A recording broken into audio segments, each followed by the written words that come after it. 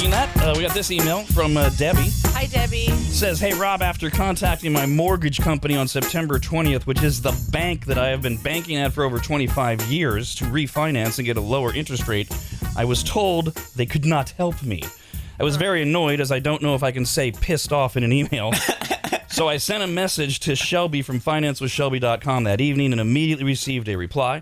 I turned in the required paperwork and worked with Shelby's team, and everything went very smoothly. I would recommend United Wholesale Lending and financewithshelby.com. October 14th, everything was said and done.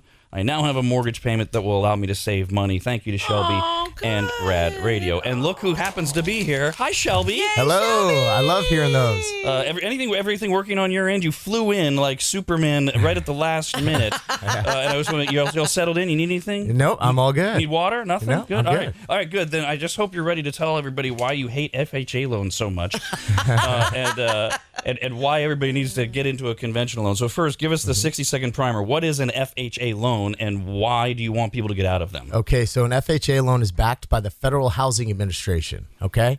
And at one point in time, it was a great deal to get into an FHA loan. The problem is nobody had a game plan on how to get out of that FHA loan. So Why would you want to, though? So an FHA loan is great for somebody that is a first-time buyer. It's great for purchases, not for refinances. So for a purchase, for somebody who's a first-time home buyer, it allowed them to put 3.5% down. Okay. In a time, 2009 to 2013, when you had to put more down.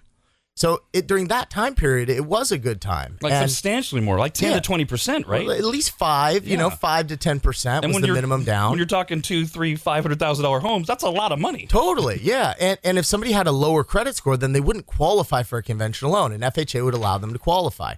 So the problem with FHA now is that these lenders are refinancing somebody again and again and again, FHA, with no plan to get out of the FHA. And with interest rates rising, you may never be able to get out, and you're going to be stuck paying the monthly mortgage insurance forever. So that's the thing, the monthly mortgage insurance. That's exactly it. That's the big rub about. So what are we talking about when they refinance? What are you saving? So this is here's an idea of how much the mortgage insurance is and why it quote unquote sucks. So when you get an FHA loan, you have to pay an upfront mortgage insurance, which is 1.75 points. And points is the percent. So if you have a $500,000 loan, that's like $9,000 is a fee that gets tacked on top of your loan. Ooh, and most consumers don't understand it because they don't have to pay it out of pocket. But their loan amount goes up by $9,000, which is a lot of money. And then in addition to that, you have a fixed monthly mortgage insurance. And that fixed monthly mortgage insurance is almost 1%, and it's 0.85%. Okay, so that's your monthly mortgage insurance. On a conventional loan, it's based on how much you're putting down and what your credit score is. So it's different. You have a way lower monthly mortgage insurance on a conventional loan than FHA. And the big myth is people are sitting in their FHA loan waiting until they have enough equity to get out of the mortgage insurance completely, which don't wait.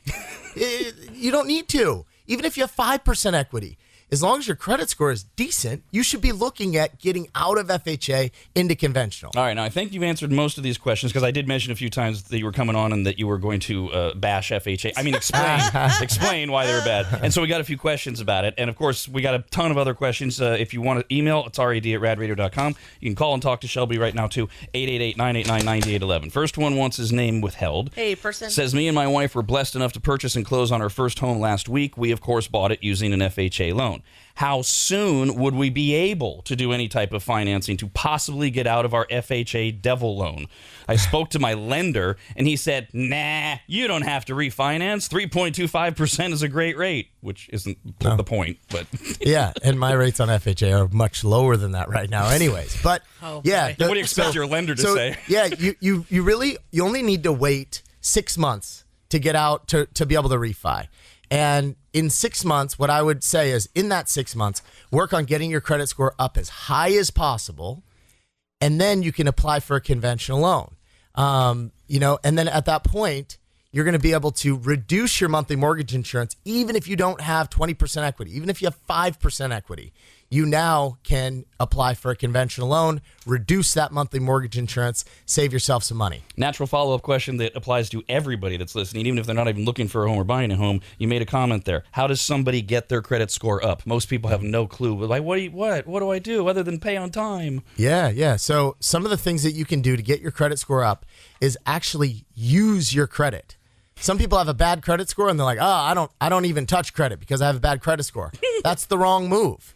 You want to actually buy something, pay the minimum payment, then pay it off. Buying it and paying it off immediately is not going to help your credit score because it didn't show any financial responsibility. You just bought something, you went home, you paid it off. That doesn't show the ability to make a payment. You have to actually show that you can carry some debt and be responsible about it and pay it off to get the score to go up. Correct. It's counterintuitive to people. It's like we had your buddy Greg on from MAP Training earlier in the week, who's having a gangbuster start as a RAD advertiser. Awesome. Makes you look good, makes me look good. Thank you for the help. But he was talking about the counterintuitiveness of a lot of people where he tries to get them to lose weight, he makes them eat more, and how he has to explain you're eating more calories because, and this is that version of that a lot of people don't understand. That's exactly it. All right, how about this one from Judd? Hey, Judd. Says, we purchased our home in December of 2019 with a HFA loan. Yeah. So that's the Housing Finance Authority? That's the down payment assistance program. Okay. Specific to California, right? Okay. He says, we are looking at refinancing to a conventional loan. I currently work. Now, first of all, same problem with this? I'm not sure with yet. mortgage insurance? Yeah, so they bought the house using down payment assistance, so they have first, second, and third. So would you still want them out? Potentially. Okay. If they have a good credit score, then yeah. Okay. Because you could even do the same down payment assistant loan on a conventional instead of FHA. He says, I currently work as an app-based gig worker, 1099 employee, 2 years. My wife works in healthcare for years. Can we refi or should we wait? Yeah, you can refi. You have to analyze it based on multiple principles to see if it works better for you. But a lot of the times the lenders are going with an FHA loan because it's easier and they can show them a lower interest rate because it's FHA. And if they reach out to you at financewithshelby.com, you'll be able to talk to them and say, yeah, it's a great time, and yes, you can, or hey, here's what we're going to do, and call me back. Exactly. We're going to create a roadmap. Hey, you can't do it now. This is where you're going to go now, but this is where we're headed in the future, and this is why you want to do it. Phone number is 888-989-9811. Hey, David. Hi. Go ahead. So I got into an FHA loan around 2017. I had a job at the time. I lost it last year, and I went on a forbearance plan on my current mortgage. My credit score has gone up to about like 710, 708, something like that. When would I be able to refinance? I haven't made a payment since the forbearance started. So you have to make 3 payments back. Okay, so 3 payments back from your forbearance, and then at that point, you're probably in a great equity position. So at that point, you can apply for a mortgage. You're going to go ahead and shave off your mortgage insurance. You're probably going to get a lower rate than you were in before, and you're going to save a lot of money. Emails rad@radradio.com. This is from Dylan. Hi, Dylan. Says, hi, Rad and Shelby. I bought a house with an FHA loan in May of 2020. I was asked if I wanted to streamline refinance. What exactly is that, and should I do that? So this is another thing that I would not recommend unless you absolutely have to streamline. The problem is that when you do streamline your mortgage, they're going to tack on that 1.75 fee when you streamline. So the goal is not to streamline. That should never be a part of the plan. It may be beneficial at some point, and you might want to utilize it, but that's not the game plan. The game plan is to get your credit score into a position where you can get out of FHA into conventional. And the main reason why that you don't want to do that is because upfront mortgage insurance, obviously, but then the monthly mortgage insurance on FHA stays on your loan forever. And that's why in this rising rate environment, if you currently have an FHA loan of a 3.2 or lower, then if rates go up, then you'll never be able to refinance out of that because it's not going to make sense because you're not going to refi from a 2.8 to a 3.6. So right now is like your last chance. The window is open for you to figure it out, get out of your FHA into a conventional, get rid of the mortgage insurance. Otherwise, you might be stuck with FHA MI for life. So interest rates are still relatively low, but they are rising, and it sounds like you think they're going to continue upwards soon. Yes. And yes. And at some point, they're going to pass the Rubicon where this year, is it? Well, see, it's pretty late in the year. What's your timing guess? Feds just met yesterday. They said that they're going to ease the buying of mortgage-backed securities, which means the feds were buying these mortgage-backed securities because rates were so low that investors would never want to invest in those, So the government said, hey, we're going to step in. We know that having low interest rates stimulates the economy. People now can take cash out. They're going to spend that cash to pump up the economy. We're going to keep rates low. We're going to buy all these mortgage-backed securities. They just came out yesterday and said, look, we are now going to ease up and not buy as much. So it's not going to be a major shocker like, oh my gosh, the sky's falling. Rates are just shooting way up. But they're going to ease off, and we're going to see rates go back to a more normal state. And in the next year, they might be 3.5%, 4%, 5%. And they're doing this, I assume, as a response to inflation, because Correct. we've overstimulated the economy and everything's going up in price. So now it's kind of a way to help slow that. But they're always going to get us in one direction or the other, right? It seems like everything in the whole world is so expensive, and then you see mortgage rates that are just absolute lowest of all time. Speaking of credit, we brought that up, and Connor wrote in and said, I'm 18. I have no credit score. Is that true? Can you literally have no credit score? Yeah. He says, what's the best way to build my credit? I know that having no score is the same as a bad score, and I would like to change that as I begin to look into student loans, etc. What's your advice for that? Man, I got some great advice. I love this question. So, parents, you need to put your kids as an authorized user on your credit cards. Only if you have good credit, of course. But if you have good credit, put your kids as an authorized user. Don't give them a credit card. Just put them on as an authorized user. All of your good payment history is going to transfer over to your kids, and it's going to boost their credit score up. Wow. You can also do this for husband and wives. If you want to boost your wife's credit score up, go ahead and put her on as an authorized user. Again, you don't have to give them a credit card, so don't worry about her going to Nordstrom's or anything like that. What if Connor he's an orphan? What if he's just 18? Yeah. I used to tell people start small, get a gas card or get a Target card. Do you agree, or what's a right way for an 18-year-old with no other outlet? Yeah, if he has no other outlet, basically what you want to do is you want to get what's called a secure credit card. You can get that from your bank. They're going to allow you to load on like $500 or whatever, and then you're going to incrementally build that up. Smart. And then your credit score is going to automatically boost up pretty fast to a good score. Then you're going to get a credit card for somewhere that you use. Like, I don't know, don't go get Best Buy because you might not buy TVs all the time. But get something that you're going to actually use a lot, and then you can build your credit. We got this note from Derek. Hi, Derek. Says, I'm a first-time home buyer. I am using a VA loan. I know one benefit is that I don't have to put 3% down, and I also don't have to pay mortgage insurance. Could you tell me any other differences between a VA loan and an FHA, and would the VA loan be the best option for first-time home buying? Absolutely. VA and FHA have nothing in common. It's totally opposite spectrum. VA is the very best loan that you can get in when you purchase.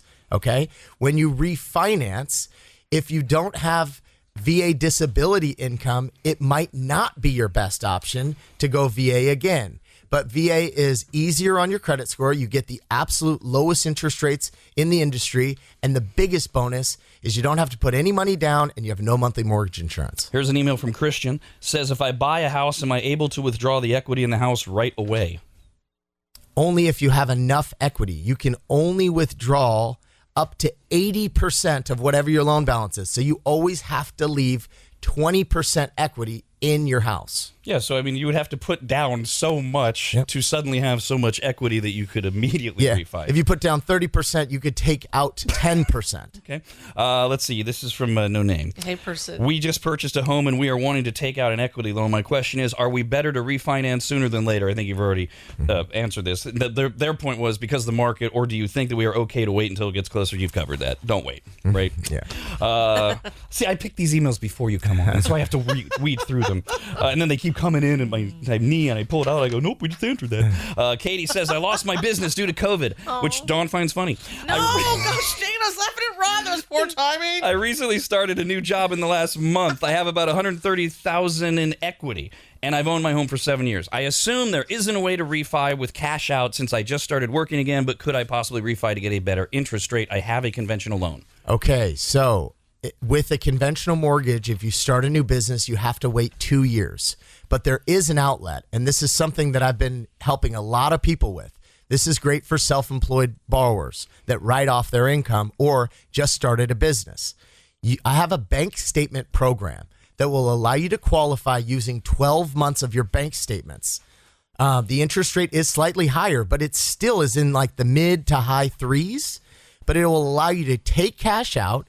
It will allow you to lower your mortgage insurance. It'll allow you to take your mortgage insurance off. It's a great outlet. Basically, what we do is we take 12 months bank statements. We add up all of your deposits for those months, and we use that as income. It's a great product. We're talking to Shelby from financewithshelby.com. You can call us at 888-989-9811. Just got an email, rad@radradio.com from Kathy. Hey, Kathy. After your suggestion to parents, she says, how young can kids be to be put on a credit card? Honestly, that's a very good question. I don't know if there is an age limit, to tell you the truth. I know that I think I did it when I was maybe 16. That's what I was going to say, but I was 16 so long ago. I don't know if the laws have changed because it was chiseled in stone at the time. Hello there, Aaron. Good morning. Good morning. Morning. I'm sorry. Can you not hear me? Oh, no, we can hear you. Hello, What's up? can you hear me? Yes, we can hear you. Sorry. Go ahead.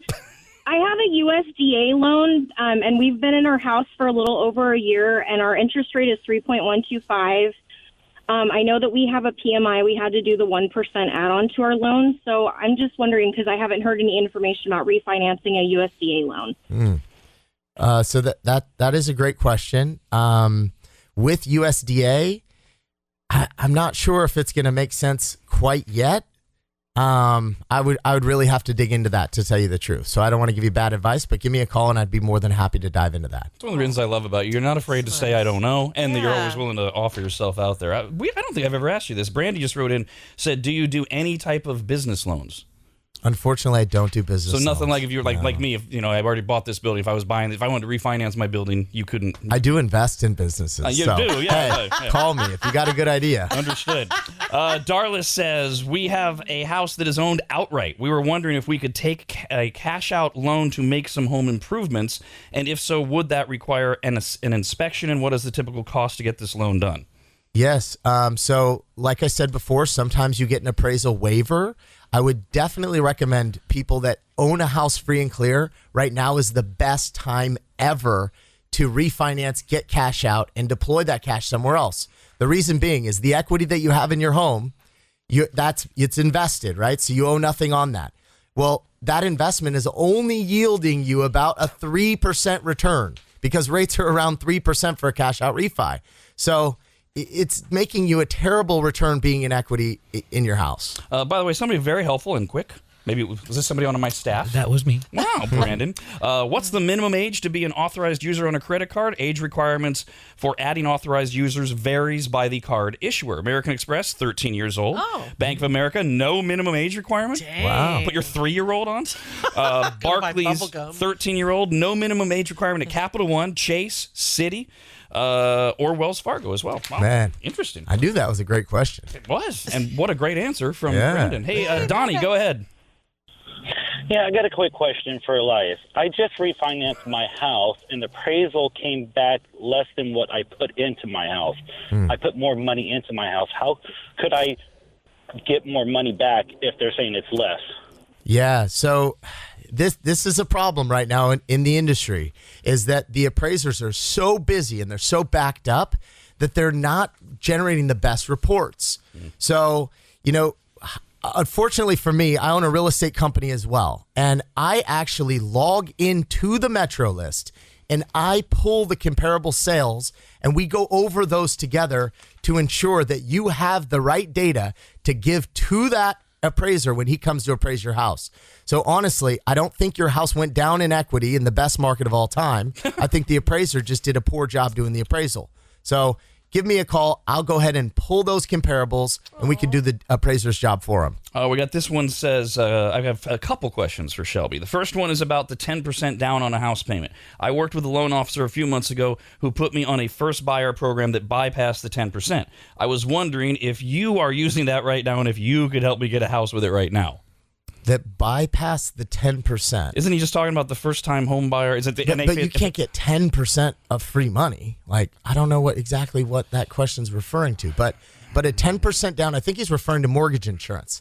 So 10% down with no monthly mortgage insurance. Yes, I can do that. So that's another common misconception. Let me teach you how that works and why it's more important. It's most important to find a lender that has the best rates.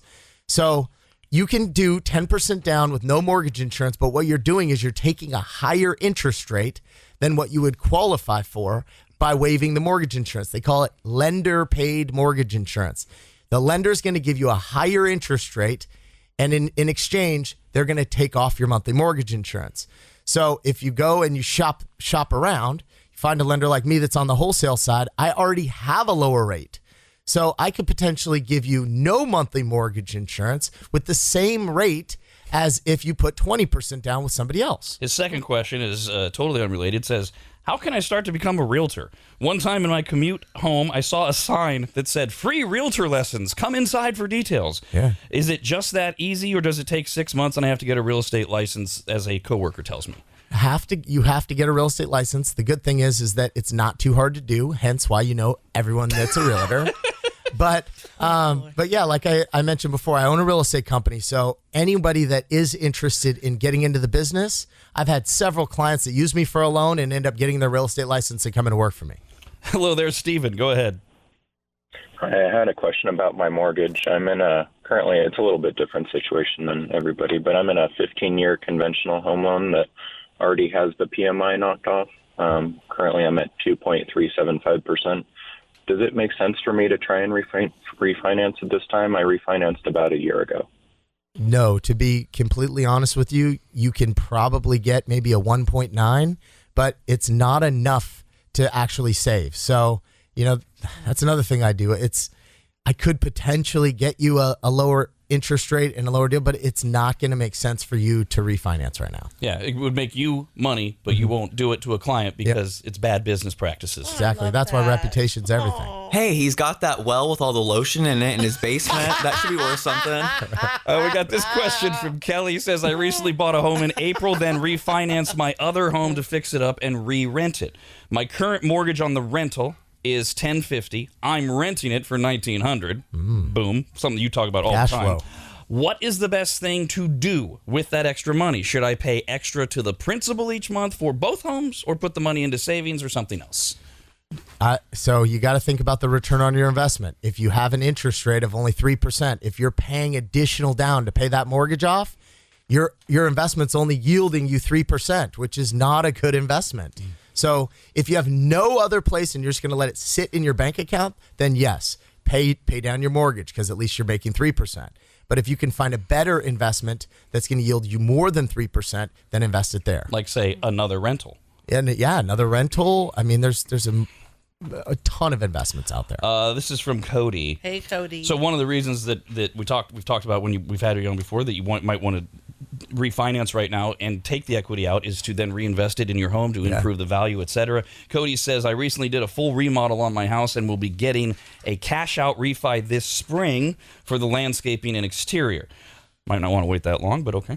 I will be adding a steel building in the back, asphalt driveway, and covered parking. My question is, are there any other landscaping or structures that would add value to my home? Example, outdoor kitchen, gas fireplace, turf, lawn, outdoor. What outdoors do you think adds the most value? We've talked pools are not so much good. Yeah. It might be great for your family, but it really limits the buyers and things like that. I mean, honestly, all of those types of things, like literally everything you just mentioned, it's like putting rims on a car. It's great. It's going to help you sell your car faster, but it's not going to get you necessarily more money. It's just going to make it more appealing to more people. And it also does, similar to a pool, while it makes it more appealing to more people, it does eliminate some people. Because there are some people who come in and go, oh, there's no pool. It's a great backyard, but we wanted a pool. And so when you get outside, it is really a crapshoot, isn't it? Which is why the best thing that you can do to improve your home's value is invest in a kitchen remodel. There it is. Right? That's the kitchen one. and master bath all day long. In that order. Yep. Yeah, I think this is where just as average folks, right? You get caught up in that. You're like, oh my God, the backyard's got to be amazing. Yeah. We got to do all this stuff before we sell it. Who wants a home that doesn't have all of that? And it's like, when you talk about, and then you don't think about, well, you're not going to get that money back. Yeah. You're just thinking about all the people that are going to be there. So, I mean, this is great because it gets people to think more about the money side of it. Yeah. Where if you weren't raised that way or didn't have people around there teaching you for your mind to go that way, you just don't think like that. Anybody with a 3-bedroom, 1-bath house, okay? If you have a 3-bedroom, 1-bath house, your number one investment over everything is turning it into a 3-bedroom, 2-bath house. Any way possible, that is going to add the most value for those individuals. Anybody that has an attic that could be converted to living space, anybody that has a basement that could be converted to living space. Do it right, get permits. Your house value is going to go through the roof. Perfect lead into this email from Mike, which came in as a result of the last time you were here. We were talking about that I live in a nicer neighborhood, because so many of these questions are specific to know your neighborhood, know your location. And so the homes there, they're 6, 7, 8-bedroom, 5-bedroom homes. And I had told the story about converting one of the bedrooms into a walk-in closet, which appeals to a higher-end clientele. Doesn't necessarily work everywhere. So how do you respond to Mike, who says, I caught Rob's statement about converting a bedroom into a walk-in closet, to which Shelby said he loved it. I have a 4-bedroom home, and my question is, if I were to convert one of those bedrooms into a closet, would that decrease the value due to going from a 4-bedroom to a 3-bedroom home?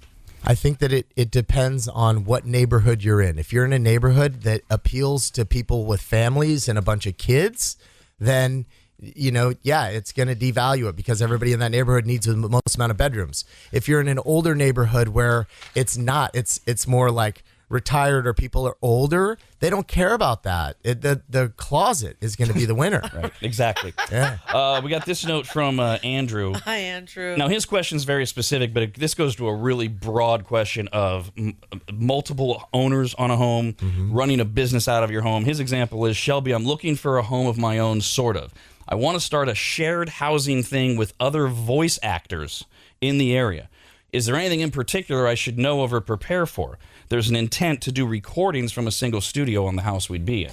So, I mean, there's a lot of layers there where you bring other people in to own a home where he doesn't necessarily mention, I assume they're going to live there and they're going to do their recordings there. Yeah, so you would have to live there. Otherwise, that's mortgage fraud unless you buy it as an investment property. So you would have to live there. But I do like the idea of that. It's like you could work at home these days. You can now go onto an investment property with a 30-year loan at a great interest rate, and now it gives you office space, essentially. So I do like the idea, and you could put multiple people on a mortgage to qualify. What are the pitfalls of that? Other than trusting other humans. Yeah, I mean, we're kind of stuck doing now and then. I don't really, that's really the only thing. I mean, as far as that, if you convert it so much to where it doesn't look like a house anymore, and then you need to sell it in the future, well, now you have a big remodel coming up. Otherwise, nobody's going to want your recording studio. This one's from Christopher. Hey, now, Christopher. I really wanted to hear your take on this, because he gives us 2 choices. He wants both of our advice, and I want to go off the board from his 2 choices. He gives us a lot of information, so I tried to dumb this down. Basically, it's my wife and I are in our mid-30s, 3-year-old child, make about $200,000 a year, fairly secure employment. We purchased a home right before COVID, March of 2020, in Fair Oaks for $750,000, which seems to be our forever home, or at least until our son is out of school. So at least 15 years, right? The house is currently Zillowing about $1 million. We'll talk about Zillow some other time. Our current outstanding balance on our mortgage, remember they bought it for $750,000. Outstanding balance on our mortgage is $126,000. Wow, which is way low. Yeah. Our interest rate is 3.125%. Our monthly payment is $1,400. Way low.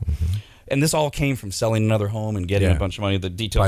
I didn't want to. Yeah, they did great, probably. And I didn't want to gob us down with numbers. All right, so here we go. We also pay additional principal of $2,100 a month, putting our consistent payment at $3,500 a month. Besides our house, 100% debt free. We're currently saving $2,000 to $3,000 a month, and we have $140,000 in the bank. Here's the question. Would either of you pay off your mortgage with the current $140,000, leaving $14,000 as our buffer, or keep paying at the 3.125% with additional principal? Those are his 2 choices. What's your answer? Man, I'm so far the other way. So are you going off the board too? I mean, I am, and there's no right or wrong. I mean, like, obviously you're doing great. Like, good kudos to you. Absolutely. Great job. But your return on investment is 3.1. I believe that's what he said. 3.125. 3.125. That's your return on investment. So if you were to tell an investor, hey, I'm crushing it, I'm making a 3.125% on my money, that's exactly what they would do. And so it's like, if you don't have any other, option, then you're doing great. Keep doing it. Great job. But if you just spent your nights, your weekends, whatever, trying to vet out another investment opportunity, you should be making 10 to 15 to 20% on all of my investments that I do. I make 20% return on all my real estate investments. That's my goal, 20%. My minimum that I'll take is 15. So just to kind of put that in perspective. Right. And so what I latched onto was, my God, you have all this equity that's just sitting there.